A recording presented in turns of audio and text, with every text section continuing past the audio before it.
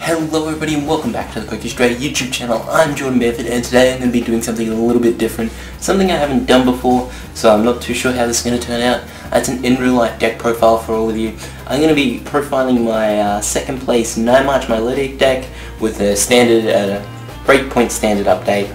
So I've decided to keep the Milotics in. I know a lot of people have taken them out for Puzzle of Time, but I feel like we're in such a heavy item lock based format that Milotic's still got a bit of an edge, but I'll get into the deck profile in just one sec. I'll talk about, just quickly about the event. So the event I'm talking about is the first day of the Adelaide City Championships. I played 9 March Milotic. It's the deck that's been doing the best for me from the Breakthrough set, X-Y to Breakthrough. So I decided I'd give it a whirl. I really like my build for it. There are a couple of things I've changed since then, a couple of weird things that I play which not many other players do play, but we'll see them shortly. So my round 1 matchup was against Milotic Bats. I got 2 wins in that one, and that was my first win for the day.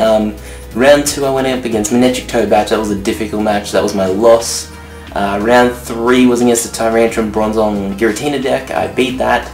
I went 2-1 against that. Round 4 was against Giratina Seismitoad. I beat that. I was pretty lucky as well. My opponent just started with a Druddigan, past turn, and I was able to get the 9 March knockout second turn, or technically my first turn, but the second turn of the game. So that was pretty sweet. Round 4 was against the mirror match, which was really close. We went into time. I just got the win.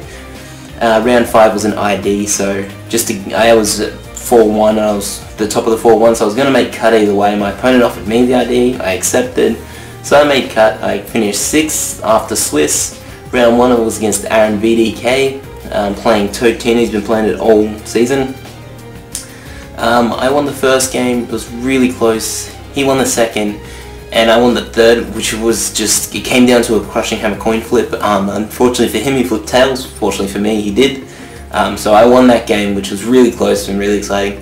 My second round game, I played the guy who I lost to in round 2, playing Milotic Toad Bat, so I was a bit worried. I didn't think I was going to come out on top. However, my opponent wasn't really able to get anything going. It was Blake Whiteman.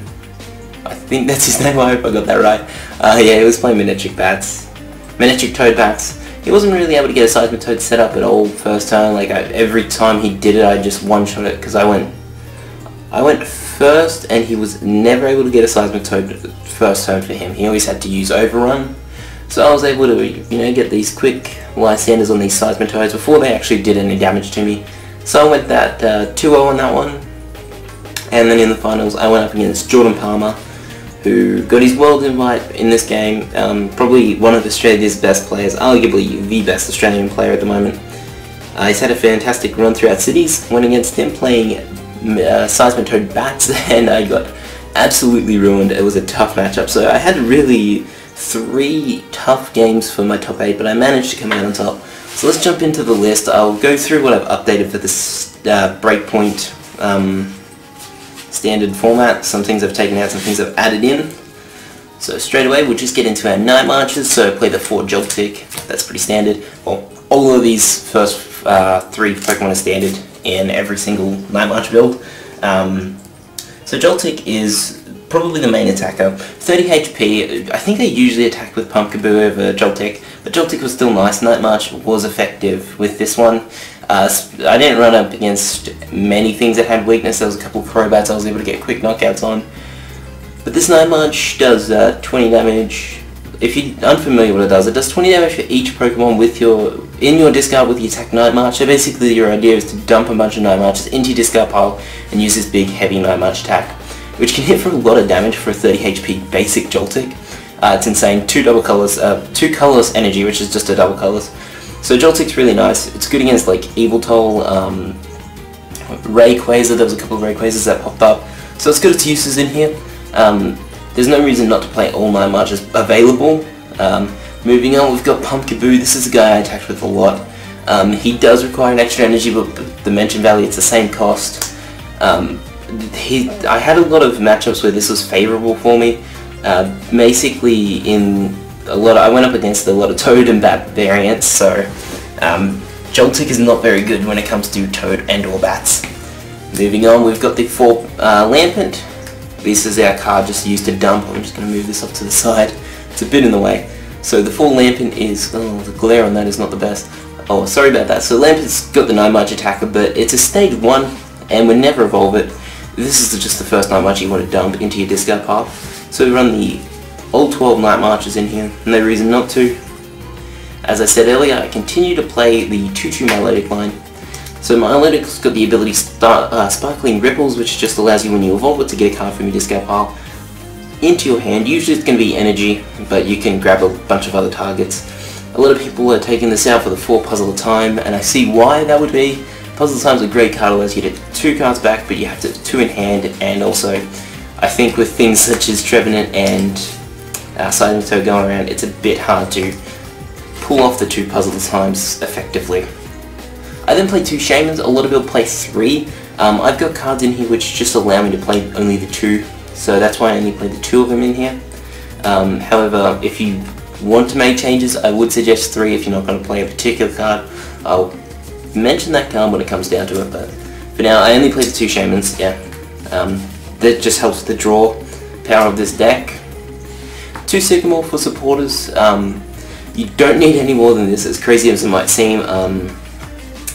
I really found myself even needing this second in here. Obviously it's good to have in here just for consistency, but like, you get 1 Sycamore off and you're pretty much good for the rest of the game. You can VS Seeker if you really need it, but usually you're going to be able to use the other supporters in here. So yes, Sycamore's still great first turn to run through your deck. Drop a bunch of Night Marches with it. If you've got a handful of Night Marches, discard your hand and draw 7. Perfect. I then play 2 Hex Maniacs. The reason for this is Trevenant. I think Trevenant's going to be a very popular card still. And Hex Maniac first turn, well, if a Trevenant player wins the flip, they'll probably go first. And if they get the turn 1 wall, you can Hex Maniac to play all your item cards. And even VS Seeker for another Hex for next turn. You just never want them to get their item lock set up. So that's why we play the Hex. Then play 1 Teammates in here. Teammates is fantastic. I think in Night March you do play a lot of low HP Pokemon, so they tend to get knocked out quite quick. This just allows us to get any 2 cards from our deck, so this could be things such as Lysanders, Ultra Ball, Battle Compressor, the Energy, anything you really need, you can get it with Teammates. Then play 1 AZ just to pick up either the Milotic line or Shamans to reuse them, so it's pretty good to have in here. Also, if there's like a really damaged Night March that you don't want, like a couple of bats have dropped down onto a Pumpkaboo with a Fighting Fury Belt or something. Moving on, we got 1 Lysander. Don't really need more than 1 in here just because of Milotic and VS Seeker. There's plenty of ways to get it back if you really need it. Speaking of, we've played a 4 VS Seeker. No reason not to play 4 VS Seeker, so that's pretty standard. Moving on to some of the other key items of the deck.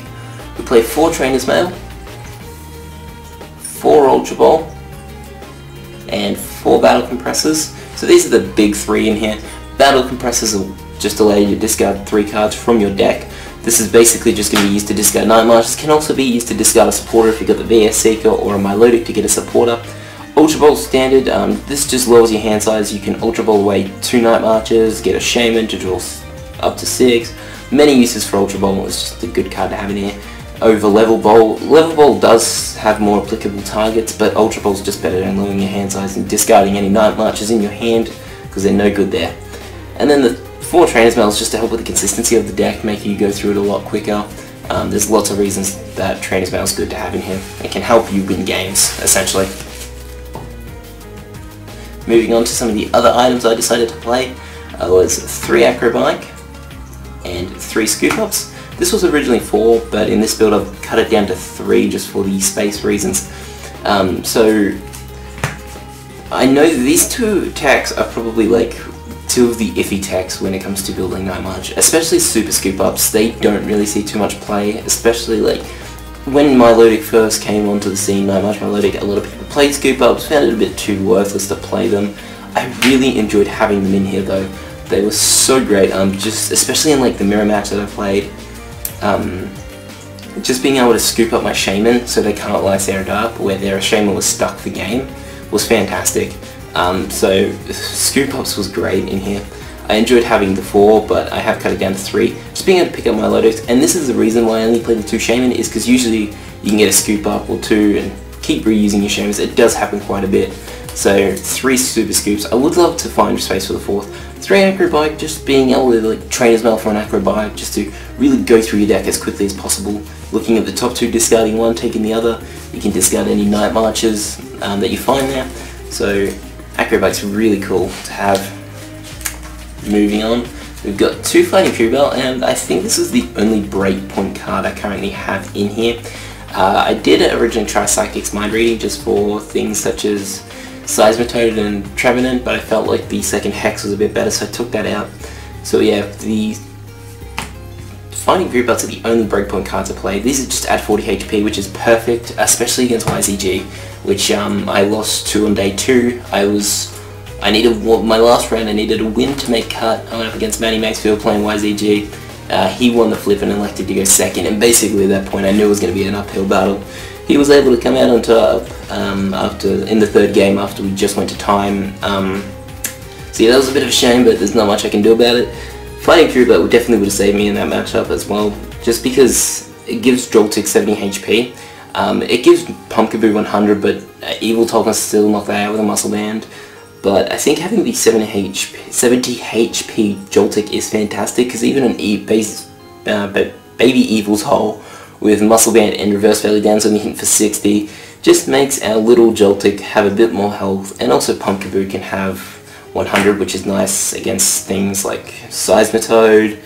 We can make Seismitoad, you know, have to do a bit more to get the knockout. So that's why I played the 2 of them. Then play 1 Floatstone. Interesting choice. I know a lot of decks play more than the 1. I decided to only go with the 1 just because I do play the Milotic, so if I ever really need it, I can always grab it back. 1 Megaphone. This is kind of a new card that I have in here. I did play it at Cities, and it was pretty effective as well, getting rid of things. I went up against the Mega Manectric deck. Day 2, being able to drop 3 Spirit Links was the best feeling in the world. Not for my opponent, but definitely for me. I just feel that with things like Bursting Balloon in the format, the reason I put it in there was because of Werribee, where I played this deck. I went up against the Gallade Artillery deck, which if I won that game I would have made cut, and I lost just due to a, what's it called, Focus Sash, so that's why I decided to put this in here. And it's pretty good, especially it's like things like Toad is, not Toad, Garbodor's back, so it's pretty good to have the Megaphone in here. Play the 1 Target Whistle. This is a new card I've added in here. I really would have liked having it day 2 of Adelaide. Just basically allows you to get a basic Pokemon from your opponent's discard pile onto their bench. So there's really good combos with this and Lysander. I did also play the 1 Catcher in here post Breakpoint, sorry. So, but I decided to take out the Catcher. It just wasn't really working for me. It's fun, but it doesn't really work. 1 Target Whistle's fantastic though. Just allows you to bring up anything you need. Done Lysander for mainly Shamans, is if you can Lysander up a Shaman, then knock that out, Target Whistle Shaman, Lysander Shaman, it's a pretty great combo. 1 Buddy Bear Rescue, you just play this to get things such as mainly Milotic back, but if you really need another Night Marcher down, or even a Shaman, Buddy Bear Rescue's there to help. Moving on, we've got 3 Dimension Valley. A lot of people play 4. I honestly didn't have a 1 point in the tournament where I'm like, I wish I played the 4th, because even when all 3 of them were bounced, I could just use my Milotic and get another one back.